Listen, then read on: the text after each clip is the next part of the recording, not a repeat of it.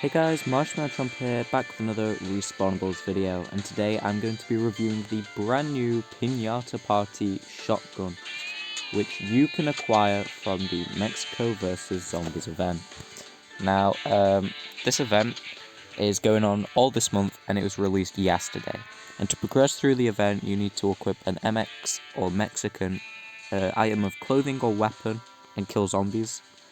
And you can unlock the Piñata Party shotgun at tier 17. And it's pretty good. And I'm going to be going through my thoughts on the gun, what masteries you should use with the gun, what clothing items or what other sort of things you should be using with the gun, and then an overall review. So after that, I will most likely do a quick team versus or free-for-all, whatever I'm feeling, just to show you how good it is online. I've not actually tried it online yet. I've mainly just tried it in missions and zombies, or hordes, sorry. And it seems to be good in them. It's not as good as other Mexican weapons are in hordes, but it's, if you don't have any of those, like the armed guitar case, it's very good still. So I'll showcase it to you in missions, and we'll go over the pros of the weapon.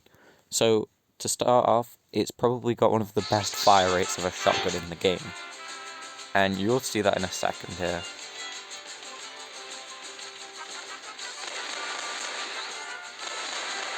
Like, just look at how fast this thing is firing pellets.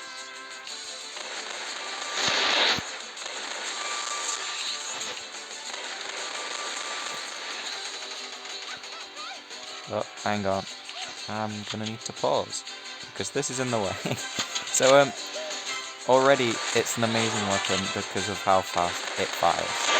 And the damage output is somewhat decent. However, because it is Mexican, Mexican weapons do have some of the best, well, Mexican clothing, sorry, has some of the best buffing qualities in the game for one of the smallest weapon categories in the game. And to be honest, I really like the design of the Mexican stuff, and I don't know, it's always the most fun weapons to use in my opinion. But anyway, right off the bat we've got great fire rate, great damage. Now to show something else to you guys, I'll show you the range on this weapon. Okay, well, let me actually get up somewhere so I can do some long range. I mean, that was pretty long range. And there doesn't seem to be much of a damage difference over range. So obviously these are quite far away to say I'm using a shotgun. And as you can see, it's doing very good damage across the whole map. Now the only reason I died there is because of the perk I'm running. I am running glass cannon, which I'll go over in a bit. But that does mean I am quite frail. So, right, if I get up here again, the range doesn't let me attack Raptor Blaze yet, but as soon as I can mow him down at any range. So, the only downside to the range is not that it doesn't do damage over range, it's just that it doesn't lock on. But the range is that far that it's going to be very rare that you won't be able to kill someone from afar with this weapon. Because the only limitation is, like, all the way over there. And the amount of times you'll fight someone that far away with this weapon is very slim.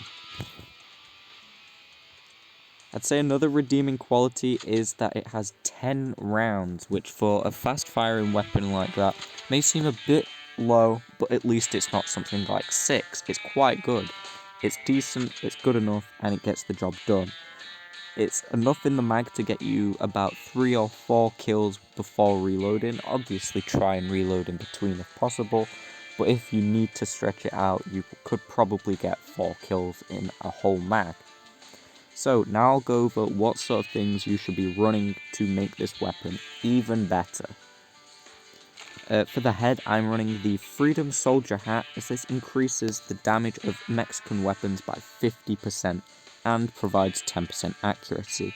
So right off the bat, we are getting basically another 50% damage on this thing. Then the body, we've got the black Charo jacket, MX weapons will reload 30% faster. I also believe the white Charo jacket is the exact same, and if that is the case, then feel free to run that as well. It does provide 7% agility as well. The white Charo might have the same passive, but a different stat, so instead of agility, it might be like health. But anything that increases reload speed is great. If you don't own this, the only thing I could recommend is maybe running something like the Atom Drone jacket, which increases protection against fire and poison by 20%. So things like the poison assault rifle, the fire spitter, they won't be killing you as fast. And this is still available as an April Fool's bundle, I think. So if that's the case, pick this Atom Drone jacket up. It's free to play, so I mean everything I have is free to play because I'm free to play. But yeah, this is currently on, I believe. And it's great if you don't have something to buff the weapon. You can nerf everyone else's weapons. You could also use the white cotton shirt, which is in this current event.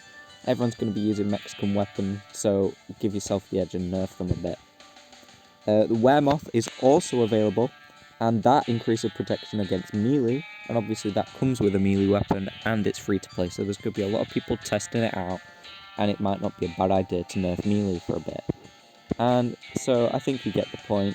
If you don't have anything that increases reload speed like the black Jaro jacket, I'd recommend just going for something that nerfs other weapons like the CCPI vest or any of the others I've mentioned. And then for legs, I've gone for the white Charo pants. It gives 10% extra health, and you run 7% faster when carrying Mexican weapons. Now you may be saying, why don't you use your normal, which is the zombie recruit at full health, you get 15% speed increase. Well, if I get slightly damaged, I always find myself pretty much dying instantly, because the main benefit is that you run so fast that you're almost untouchable, but as soon as you get hit, you just slow down that much that you're dead. With this, you're not quite as fast, but you maintain that speed no matter how much you get shot at. That's why I prefer the white Charo pants with this build. Also a note on the body, if one of the protection items you're running happens to be something like the XPI Mystic Bandages, which means you can survive a one-shot, then the Zombie Recruit pants don't take effect, whereas the white Charo pants do take effect still. So there's no point nerfing damage with your body item if you're just going to die anyway because you've become that slow. And then for masteries, we are running the Burning Spirit number 2, which increases reload speed, as due to the high fire rate, you're probably going to be firing a bit too much.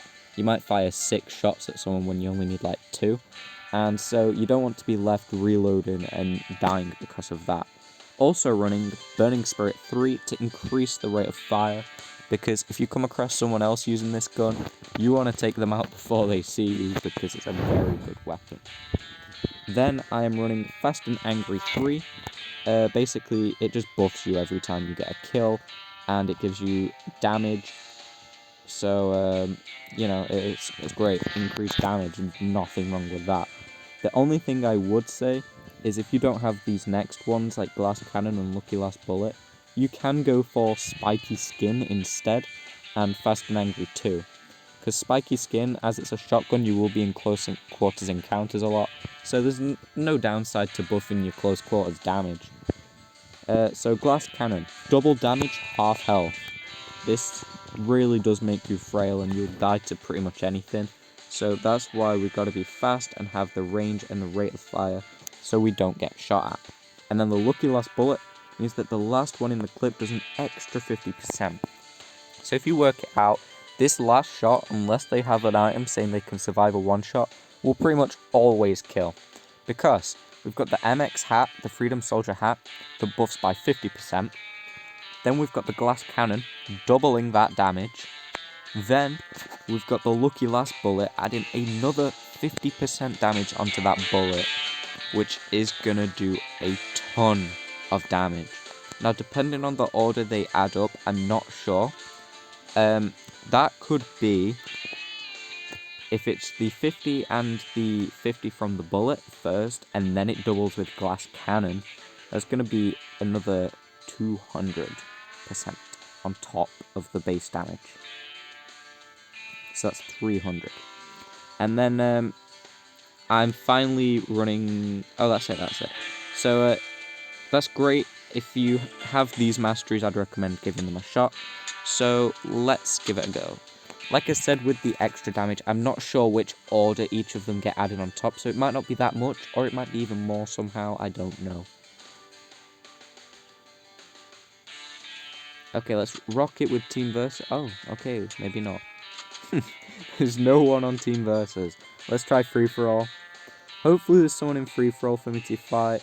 Okay, we've got a couple noobs. I kind of feel bad about this, to be honest. But I do... Oh, okay. I guess I'm going back in. I do need to showcase the weapon online for you guys. Let's try free-for-all again. Oh, no, one of them left. Maybe that was it. Maybe they were like the host of the server and got kicked. Alright, so it seems to be a fresh match, so hopefully some people will join in.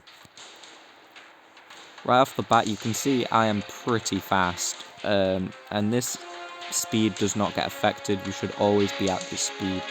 Unless someone hits you with a slowing thing, but no one really runs slowing effect weapons anymore, such as the shark bow, as they're just not that strong, and the stake launch as well. Yeah, so I fired 5 shots and I literally needed 1. So that's why we've buffed up the reload speed with the black Charo jacket and the burning spirit. Yeah, you could see a demonstration of the range there as well. He had a assault rifle, I believe.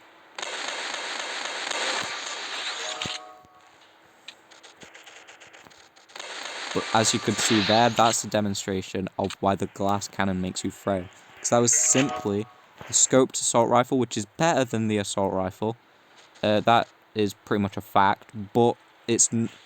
I mean, I love it, but it's not a strong weapon in the end of the day, no matter how much I use it. And, yeah, it almost killed me pretty fast as well, so do be careful. Make sure you've not got your back to people, and if you do, just carry on running until you can get around a corner and then, like, turn around. Because that way... Yeah, there we go, he almost got me again with his scoped assault rifle. But I managed to... I guess just hit him more. I do kind of feel bad for these guys. They're new and I'm just kind of murdering them a lot. But like I said, I need to showcase the weapon. And someone better than bots. Oh my god. He had a... Oh no, he swapped back to him. Sorry. Earlier I saw him with a shotgun. I thought he was going to get me then. That would have been pretty cool for him. Okay, so... Obviously, when there's not loads of players, you can actually just go quite high up and scope out the map. Was that gunfire? Yes, it was. Yeah, I was literally one shot on both of them.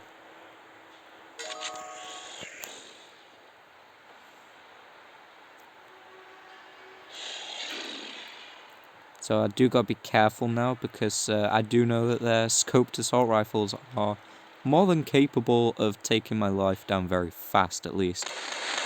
Oh.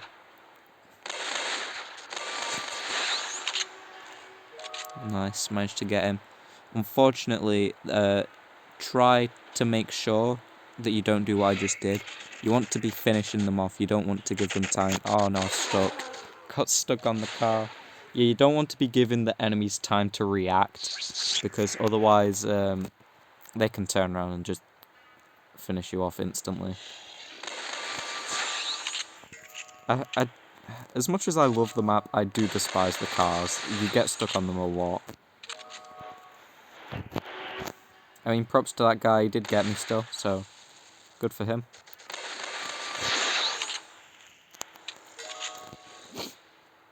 You could consider running Zombie Bull if being so fragile is a concern for you, but if you're not bothered, then don't, because you do lose health regen if you don't run Zombie Bull. And the reason I don't run Zombie Bull as well is because A lot of weapons in this current meta for the game kill you that fast anyway that it doesn't matter if you have half health or double health. You're probably going to die unless you've really fine-tuned it to give pure health. And then most of the times, you probably spent a lot of money. So as you could see, that wasn't a great performance on my end. I did get stuck that one time, and I don't know why I tried charging some dude miles away. But this is the Piñata Party shotgun. It's very good. Great range, great damage, great rate of fire, and it's got the Mexican tag, so it can be buffed by Mexican clothing. The only downside, I would say, to be honest, is it's not got a element on the weapon.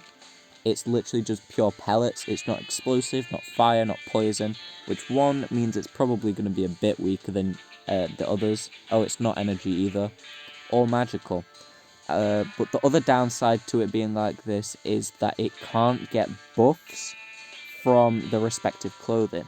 So say it was an energy weapon, I would have been able to buff it with the Ghostbusters t-shirt 2019 white. Whereas now that it's not, I can only buff it with the Black Charo jacket. But like I said previously, the MX item buffs are some of the best in the game and some of the easiest to get, so you've got enough choice out there. It would have just been a bit nice to have a bit more, but it's fine that there's not, and this is a great weapon. Do I recommend you go for it? Absolutely. This is one of the easier events of late, because I know a lot of them have been near impossible, whereas this one is quite easy. I've not been using any multiplier items because they're all paid for, and I'm already on tier 18, so yeah, just get your armed guitar case, get your post-heavy skull, get your blunderbuss, whatever you're using, go into zombies, play some matches, get the Piñata Party, and have some fun. Also, you'll probably get Zombie Nights for the Weremoth, which let me know if you want a review on the Weremoth pack. I'll see you guys next time. Bye.